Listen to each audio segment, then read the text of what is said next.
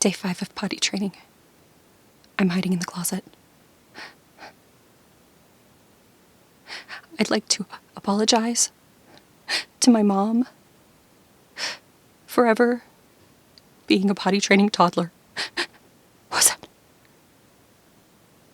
I'm scared.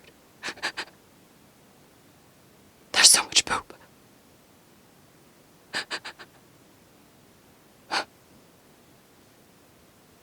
I don't know if I can do this. I think I hear something. I think they found me.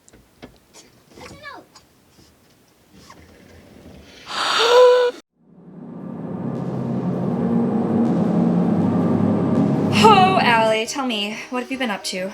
I have been working on a little frock for my youngest. So cute. A frock. Wait, for your youngest? Mm-hmm. He's a boy though, Yeah. right? Yes. Yes, he is.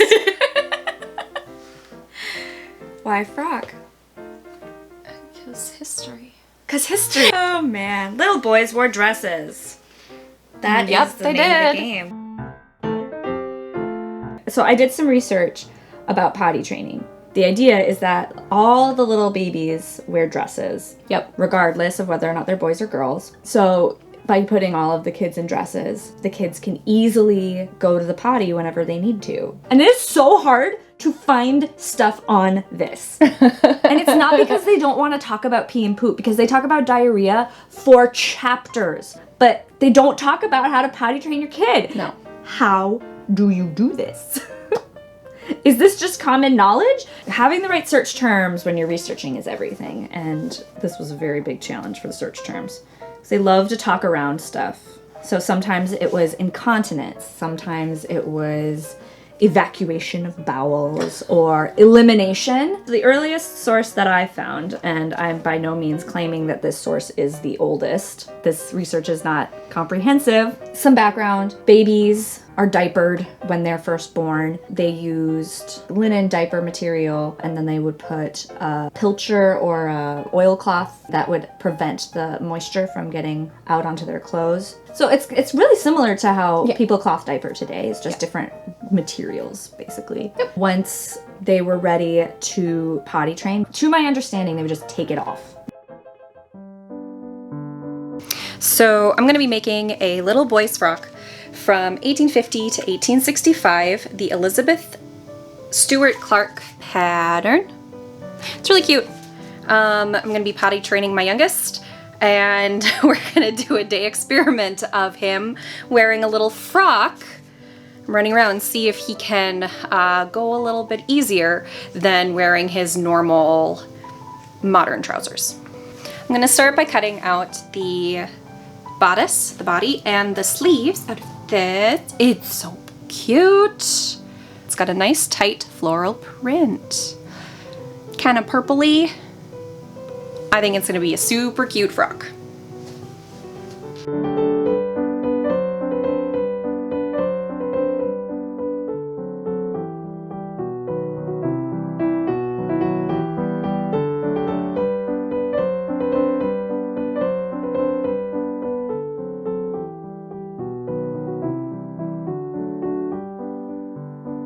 So I fit it and did the hem, and I added this cute little trim, this little lace trim, and then it was really pretty big, but I ended up having to do like these little tucks, and then I just tucked them and hand stitched them inside.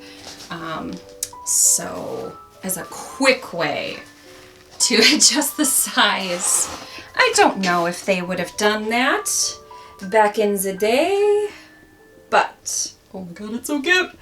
Time to put it on.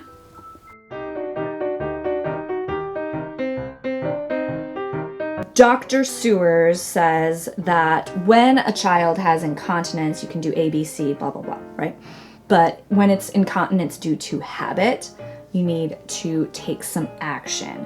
And this is really interesting because a lot of the other sources that I found were like, if your child is still not reliably toilet trained by 2 years, seek medical attention. I was It's like, oh my God, 2 years? Yeah. When it is purely habitual, as it most frequently is, nothing but the destruction of the habit can afford relief. This may be done first as directed very properly by Dr. Underwood, by taking the child up from its bed after it has been there a while, and obliging it to remain on the pot until it discharge its urine.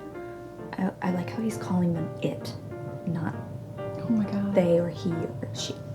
Or, second, by such remedies as appear to alter the condition of the neck of the bladder, as by the tincture of cantharides, which I'm not 100% sure what that is, but I'm going to Google it in a minute, in doses of 10 or 12 drops 3 or 4 times a day in a little sweetened water, until heat is perceived in making water. So basically, you give your child medicine until it burns when they pee. No. Yes. And then it should be stopped, desisted from. And that should allow the child to know, like, to be alerted by when they start to pee because it burns. How do you feel about that, Allie? Are you going to give your child cantharides? No, thank you. Spanish fly?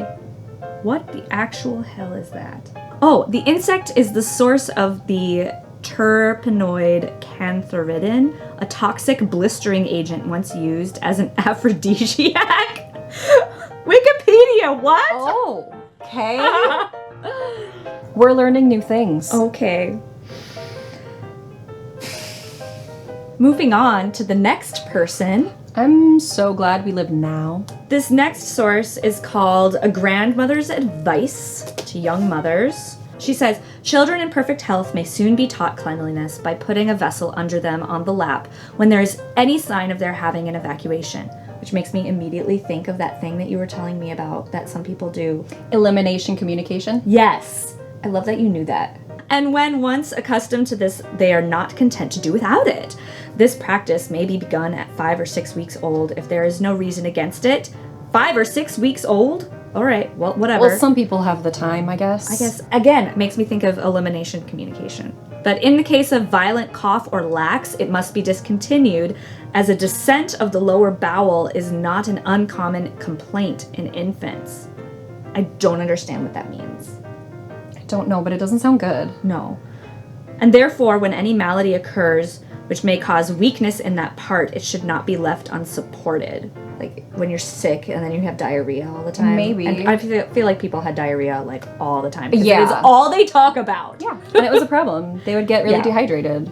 And she says, for the same reason, the little chairs which are made for children of 1 or 2 years old should always have the hole as small as possible, so their little butts aren't too unsupported. After that, I had a really, really challenging time finding anything from the second half of the 19th century. Okay. It just like wasn't there. I couldn't find it. I looked and looked and looked and looked, and finally it was 11:30 at night, and I was Googling evacuation of children's bowels, and I was like, what does Google think of me?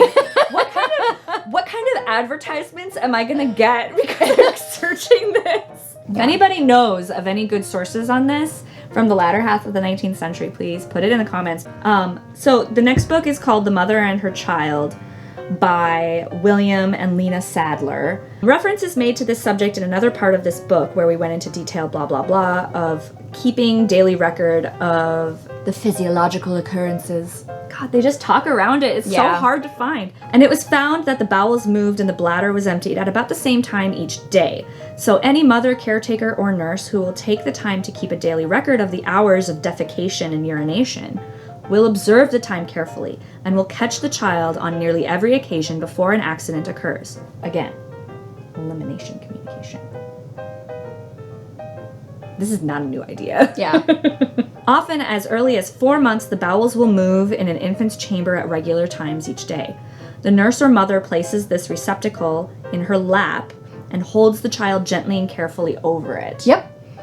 A little later, it can be made to sit on a special chair prepared for the purpose, and at 8 or 9 months, by careful training, the urination can be controlled, and by the end of the first year, the diapers ought to be discontinued. If the child has not learned to control the bladder by the age of 2 years, medical attention should be called to the fact and remedial measures instituted. Need Daniel Tiger for that one. When you have to go potty, stop and go right away. That's basically it. And the last source that I grabbed is good old Dr. Spock. I found this at my work and I was like, yes! But he has a whole chapter all about toilet training and talks all about it. And it's very consistent with this idea of, waiting for readiness. Like Dr. Spock is really kind of the root of a lot of our parenting advice today. Like the closer to the modern age that we go, the more detailed these guides are about how to potty train your child, because I think it's because the more individual and the more individualized the families become and the less connected mothers are to their support systems. I tried to find information about how the Dakota and Ojibwe potty trained their children, because those are our indigenous Minnesotans, and so I wondered how they did that. I couldn't find much. I do know that in the Dakota community, so women kind of operated within a tiospaye, which is like a community of people who are gonna physically take care of each other. They really raised children within the tiospaye. They did not, it's not an individual thing, and so they're very community organized. Many people know about cradle boards and how folks would carry their babies around with them so they could get some work done. Not unlike the baby wearing we do today. Yep. Folks in the Ojibwe community used moss to diaper. It's really absorbent. Yeah, so they would use moss, and then it's biodegradable and all that, and so they just pack the moss in when they pack the babies into the cradle boards. That's what I found out. Speaking of limited information, there's so much that has been erased. Yeah. And excluded from the history of Indigenous people, so it's really challenging to find out how that worked. Thoughts? I think the kind of gist of it, let them run around naked until they kind of learn how to go. Marion Faegre talks about how it's important to have a seat built for their butts so that they don't fall in. Their butt doesn't fall out, I guess. Yeah. It's important to be comfortable. And then she talks about how, if it is necessary to use an outdoor privy, a chamber or commode should be provided indoors for the little children and should be used during very cold weather or whenever else it is convenient. And this made me think, outhouses. So people were using outhouses. Yep. And within the house, adults, children, everybody had chamber pots for use at night, so that you don't get eaten by mountain lions when you have to go to the bathroom. So the idea of like a little portable potty, like the little tiny potties that people use now, was super normal, both for children and adults. And I don't know if this has been your experience when you're kind of doing potty training with your kids, but I feel like there's this pressure to get the kids to use the actual toilet and to get them away from the little potty. Oh, do you know what I mean? Yeah, I prefer the little potty personally, just because he can do it all on his own. I think about that a lot. It was super normal for them to use the little potty, and it wasn't a problem. Whatever, as long as it's contained, we're happy. Why are we getting all up in arms about whether or not they get on the big potty? I guess, I don't know. The other thing that I was going to mention to you is this difference between the ages. We're potty training later in life. And here's my theory why. Because a lot of women are working. Yep. That they don't have the consistency and understanding of when their child is, making wet diapers or poopy diapers or whatever. Elimination communication is still something that people do. Yeah. But it is extremely challenging, if not I don't know. I've never done it, so I don't know. But maybe impossible to do if you're not home.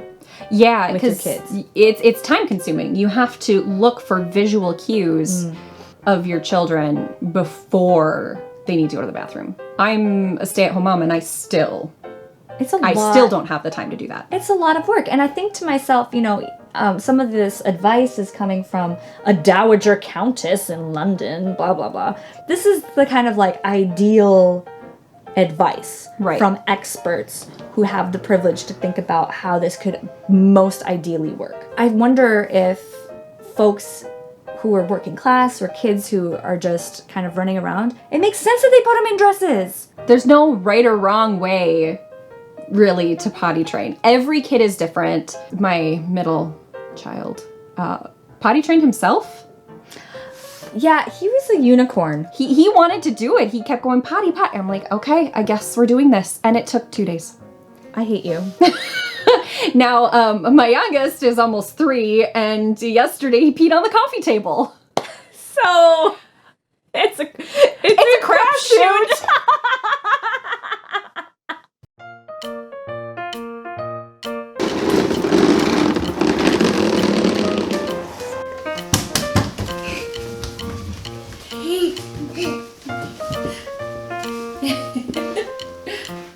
She's so cute. Wrong way! Upstairs! Where are you going? Down here. The video. Do you have to go potty? You do? Before you start the video. Do you have to go potty? Yeah. Okay, let's go.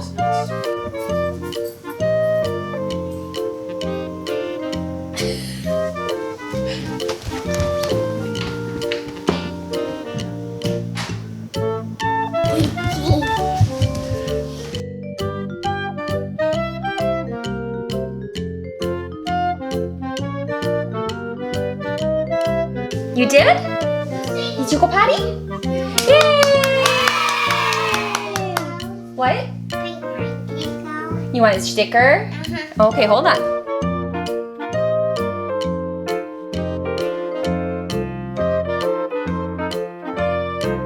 Alright, thank you for watching our potty training video. If you'd like some more content about, how children pee and poop and the evacuation of children's bowels, by all means, please like and subscribe.